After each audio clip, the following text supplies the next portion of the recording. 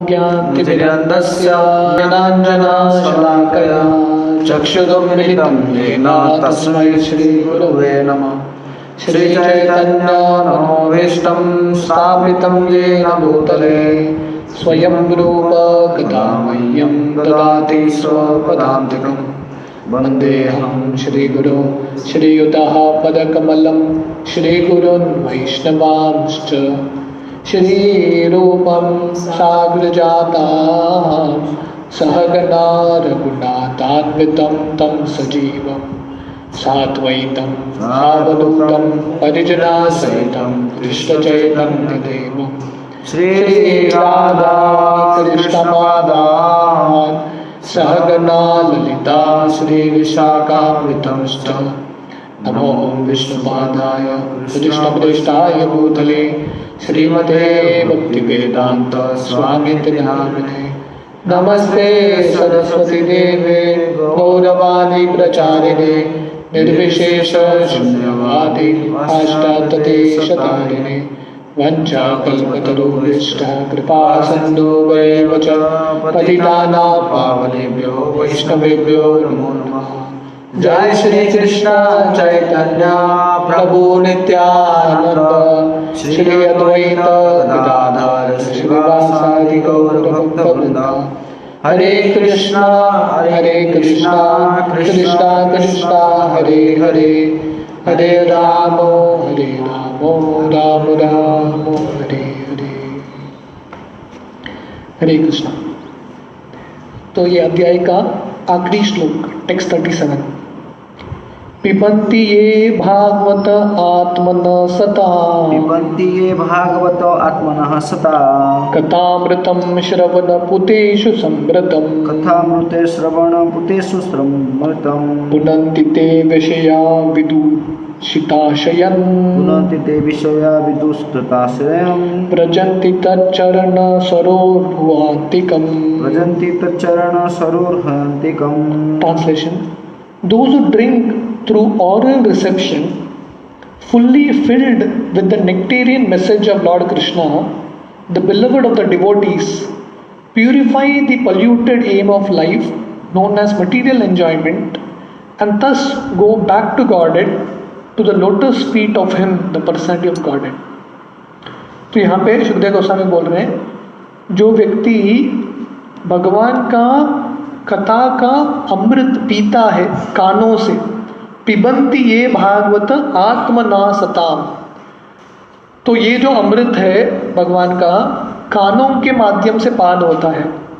जो व्यक्ति ध्यान से कृष्ण कथा, भगवान का हरि नाम का जप या भगवान का कीर्तन सुनता है, ऐसे जो भगवान हमेशा अपने भक्तों के प्रिय है, तो ऐसे व्यक्ति का जो भौतिक कल्मश है, भौतिक इच्छा है, ये दुनिया में भोग करने का जो वासना है वो मिट जाता है, और ऐसा व्यक्ति वापस भगवत धाम की ओर जाता है, कृष्ण के चरण कमल की ओर। तो ये सब शुरू कैसा होता है? श्रवण करने से। तो हमने देखा कि पिछले श्लोक में भी सुखदेव गोस्वामी बताते हैं, तस्मात् सर्वात्मना राजन हरि सर्वत्र सर्वदा श्रोतव्य कीर्तितव्यश्च स्मर्तव्यो भगवान नाम। तो सुखदेव गोस्वामी बोलते हैं, इसीलिए हर एक व्यक्ति का कर्तव्य है निरंतर भगवान का हरि नाम सुनना, श्रवण करना और स्मरण करना। तो ऐसा जो व्यक्ति भगवान का भक्ति करता रहता है, उसके अंदर के कल्मश मिट जाते हैं और भगवत धाम की ओर जाता है। Purport: The sufferings of human society are due to a polluted aim of life, namely lording it over material resources. तो प्रभुपाद एक लाइन में बताते हैं, जितने भी मनुष्य हैं, मनुष्य समाज में दुख का कारण, हमारी जिंदगी में दुख और कष्ट क्यों होता है? क्योंकि हमारा लक्ष्य दूषित हो चुका है। हम सबका भी एक लक्ष्य है, वो क्या है? ये भौतिक पदार्थों को या भौतिक दुनिया पे भोग करना, स्वामी बनना।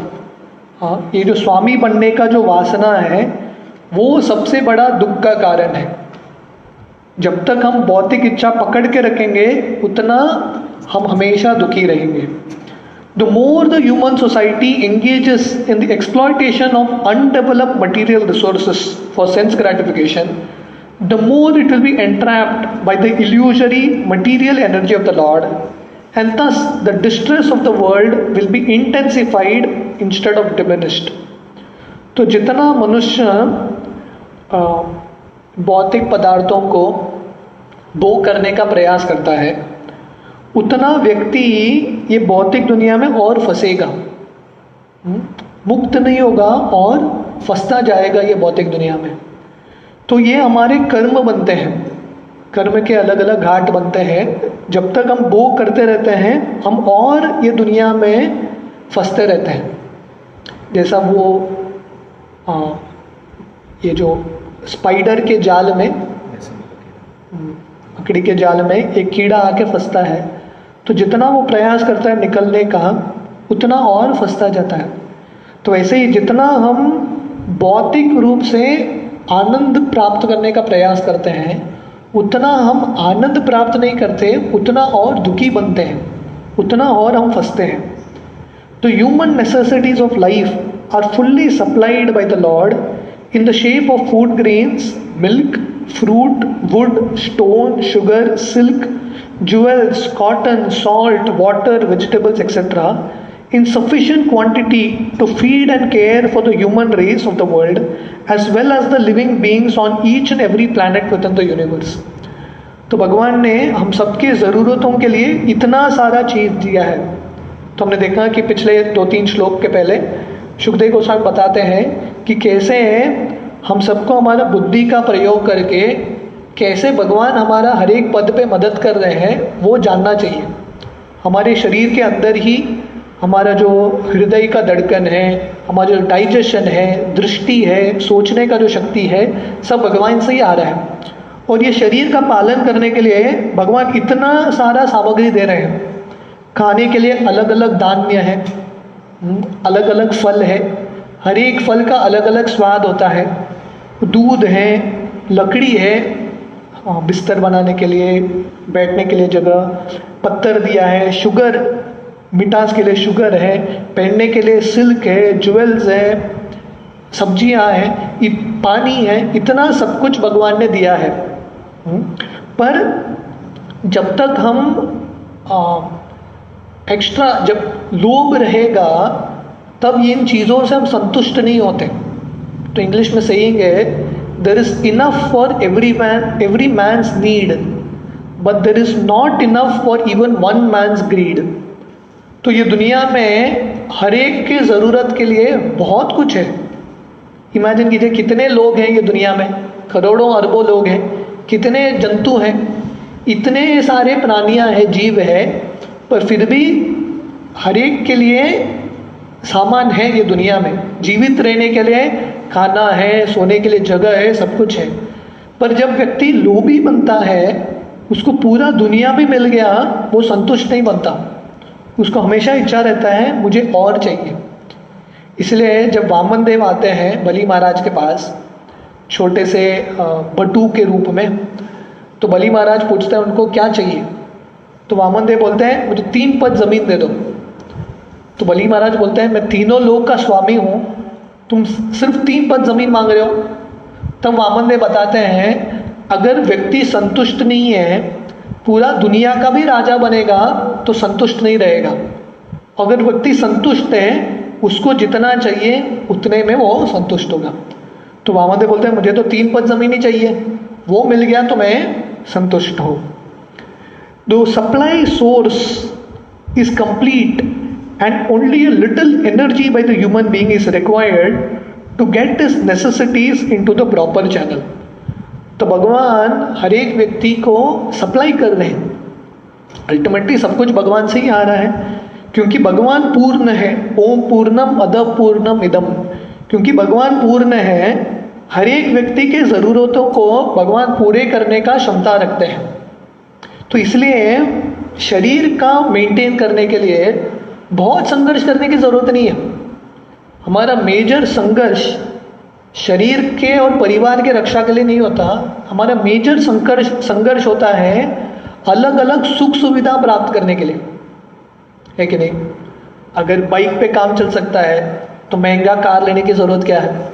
इच्छा को कम करो। अगर छोटे से घर से काम चल सकता है तो इतना बड़ा मैंशन बंगलो बनाने की क्या ज़रूरत है? EMI लोन ले लो, ये लो वो लो, इतना टेंशन लेने की क्या ज़रूरत है? जो तुम्हारा जितना तुमको आसानी से मिल रहा है, मेहनत तो करना है, पर बहुत ज़्यादा मेहनत नहीं करना है। जितना ज़रूरत उतना ही मेहनत करो। तो इसलिए भगवान पूर्ण है, हर एक व्यक्ति के ज़रूरत के लिए भगवान ने दिया है। तो मनुष्य जन्म में मेहनत करना चाहिए, पर सिर्फ शरीर को मेंटेन करने के लिए नहीं। हमारा मेहनत आध्यात्मिक चीज़ के लिए भी होना चाहिए। हमारा पूरा मेहनत सिर्फ शरीर के भोग के लिए लग गया, समय कब रहेगा भगवान की भक्ति करने का? जनरली ये रूल है कि 8-9 घंटा किसी को काम करना चाहिए शरीर के मेंटेनेंस के लिए, बस वो 12 घंटा 13 घंटा 16 घंटा काम करेगा तो भक्ति कब करेगा? अवसर कब मिलेगा उसको? There is no need of machines and tools और huge steel plants for artificially creating comforts of life. थोड़ा इको आ रहा है ना? तो प्रॉपर यहाँ पे बोल रहे हैं कि अलग अलग मशीन्स की ज़रूरत नहीं है, बड़े बड़े कारखाने की फैक्ट्रीज की ज़रूरत नहीं है, क्योंकि ये सब किसके लिए है? हमारे कंफर्ट्स को बढ़ाने के लिए, हमारे सुख सुविधा को बढ़ाने के लिए। Life is never made comfortable bye artificial needs but by plane living and high thinking. तो जिंदगी को खुशहाल बनाने का, संतुष्ट बनाने का तरीका क्या है? आर्टिफिशियल नीड्स की ज़रूरत नहीं है, हमारे ज़रूरतों को बहुत ज़्यादा बढ़ाना नहीं है। सरल जिंदगी जियो पर विचार ऊंचा रखो। The highest perfectional thinking for human society is suggested here bye Sukhdev Goswami, namely sufficiently hearing Shrimad Bhagavatam. तो सुखदेव गोस्वामी बता रहे हैं कि मनुष्य को सरल रहना है और विचार ऊंचा रखना है। तो विचार ऊंचा कैसा होगा? यहाँ पे सुखदेव गोस्वामी बता रहे हैं कि हर एक व्यक्ति को कृष्ण के बारे में सुनना है। पिबंती ये भागवत आत्मना सताम। तो मनुष्य जिंदगी दिया है भगवान ने भगवान के बारे में सुनने के लिए, इसलिए भागवत है, गीता है, हमको श्रवण करने के लिए। For men in this age of Kali when they have lost the perfect vision of life, this Srimad Bhagavatam is a torch light by which to see the real path. तो कलयुग के लोगों के लिए जो अंधकार में है, जिनका जो आध्यात्मिक आंख बंद हो चुका है, ऐसे लोगों के लिए जो टॉर्च लाइट दिखाता है, रास्ता दिखाता है भगवत धाम की ओर, वो है भागवतम। तो अंधकार, कलयुग अंधकार का जगह है, किसी को पता नहीं आगे क्या करना है, मेरा लक्ष्य क्या है, कौन सा पथ लेना है, किसी को पता नहीं। भागवतम आया है एक टॉर्च लाइट के रूप में और व्यक्ति को दिशा दिखा रहा है। Srila Jiva Goswami Prabhupada has commented on the Kathamritam mentioned in this verse and indicated Srimad Bhagavatam to be the nectarian message of the personality of Godhead. तो ये श्लोक में वर्णन आ रहा है, कथामृतम श्रवण पुतेषु समृतम। हर एक व्यक्ति को कथा का अमृत पीना चाहिए कानों के माध्यम से। तो जीव गोस्वामी जो हमारे एक महान आचार्य हैं, वो बताते हैं कथामृतम का मतलब है श्रीमद् भागवतम। इसलिए हर एक व्यक्ति को श्रीमद् भागवतम श्रवण करना चाहिए। By sufficient hearing of Shrimad Bhagavatam the polluted aim of life, namely lording it over matter, will subside and the people in general in all parts of the world will be able to live a peaceful life of knowledge and bliss. तो यहाँ पे श्रीमद् भागवतम सुनना है, श्रवण करना है, and sufficient, काफ़ी मात्रा में। तो इसलिए हमने देखा कि पिछले श्लोक में भी प्रभुपाद लिखते हैं कि मनुष्य जिंदगी का कर्तव्य है श्रवण करना। हालांकि नवविधा भक्ति है, पर नवविधा भक्ति में से सबसे प्रमुख अंग है भगवान का श्रवण। तो इसलिए प्रॉपर यहाँ पर लिख रहे हैं सफिशिएंट हियरिंग, अच्छे मात्रा में किसी को श्रवण करना चाहिए। तो ये करने से हमारा जो लक्ष्य है, जो अभी हमारा भौतिक लक्ष्य है, जो दूषित लक्ष्य है ये दुनिया में भोग करने का, वो लक्ष्य कम होगा और हमारा ऊंचा लक्ष्य आएगा, मुझे भगवत धाम जाना है, और ये करने से हर एक व्यक्ति और पूरी दुनिया में ज्ञान आएगा, आनंद आएगा और शांति आएगा।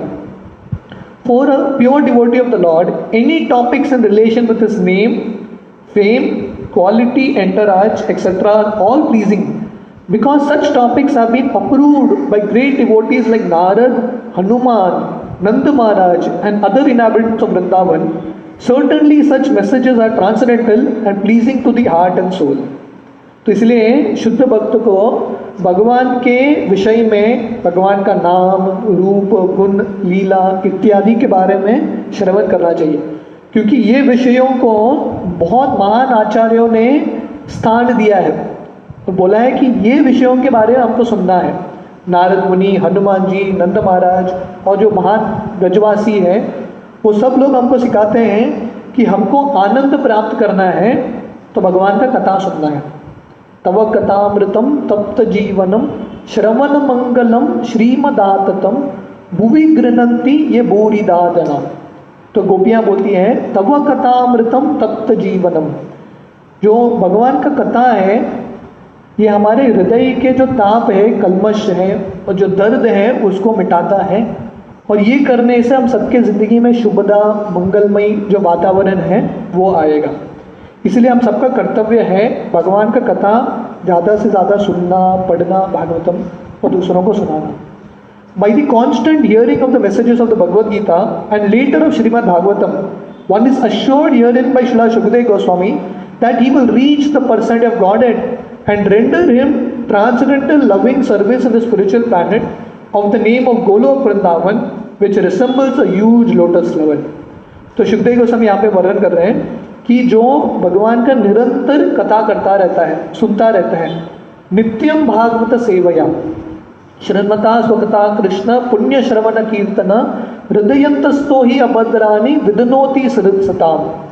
तो भागवतम के पहले स्कंद के दूसरे अध्याय में वर्णन आता है कि जो लोग श्रवणता स्वकता कृष्ण, जो भगवान की कथा का श्रवण करते हैं, पुण्य श्रवण कीर्तन, जो सुनने में पुण्य है, हृदयंतस्थो ही अभद्राणि, जो हमारे हृदय के जितने भी अभद्र है, कल्मश है, वो मिट जाता है और ऐसा व्यक्ति भक्ति में निष्ठा प्राप्त करता है। तो इसलिए जब हम गीता सुनेंगे और गीता के बाद भागवतम सुनेंगे तो ये करने से हर एक व्यक्ति भगवान की भक्ति में स्थित हो जाएगा और ऐसा व्यक्ति धीरे धीरे भगवत धाम की ओर बढ़ेगा। तो यहाँ पे वर्णन है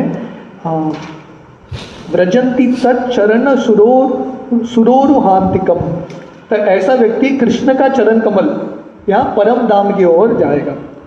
Thus, by the process of bhakti yoga, directly accepted as suggested in this verse, by sufficient hearing of the transcendental messages of the Lord, the material contamination is directly eliminated without once attempting to contemplate the impersonal Virat conception of the Lord. तो हमने देखा कि ये भागवतम का दूसरा स्कंद है, दूसरा अध्याय है। पहला अध्याय शुकदेव गोस्वामी विराट रूप के बारे में बताते हैं। हमने देखा कि कैसे व्यक्ति को विराट रूप में ध्यान करना है। ये अध्याय में शुकदेव गोस्वामी ने योगियों के लिए मार्ग दिया है, कैसे परमात्मा के ऊपर ध्यान करना है। परमात्मा का रूप कैसा है उन्होंने वर्णन किया है। पर अंत में, ये अध्याय के अंत में शुकदेव गोस्वामी बता रहे हैं कि हर एक व्यक्ति को भगवान का भक्ति करना चाहिए, क्योंकि भगवान का भक्ति ही श्रेष्ठ मार्ग है। तो हमने देखा कि शुकदेव गोस्वामी 2-3 श्लोक पहले क्लियरली बताते हैं कि बाकी मार्ग में से भक्ति योग श्रेष्ठ है और सिर्फ भक्ति योग करने से व्यक्ति को मुक्ति या कृष्ण के चरण कमल की प्राप्ति होती है। तो इसलिए प्रभुपाद यहाँ पे लिख रहे हैं कि भक्ति योग का वर्णन का सुझाव यहाँ पे आ रहा है और शुकदेव गोस्वामी बता रहे हैं कि लोगों को विराट रूप से ज़्यादा भगवान की भक्ति करनी चाहिए। And by practicing bhakti yoga, if the performer is not purified from the material contamination, he must be a pseudo devotee. तो अगर भक्ति योग करके फिर भी हमारा कल्मश मिट नहीं रहा है, उसका मतलब है हम भक्ति ठीक तरह से नहीं कर रहे, मतलब हम मेडिसिन ठीक तरह से नहीं ले रहे।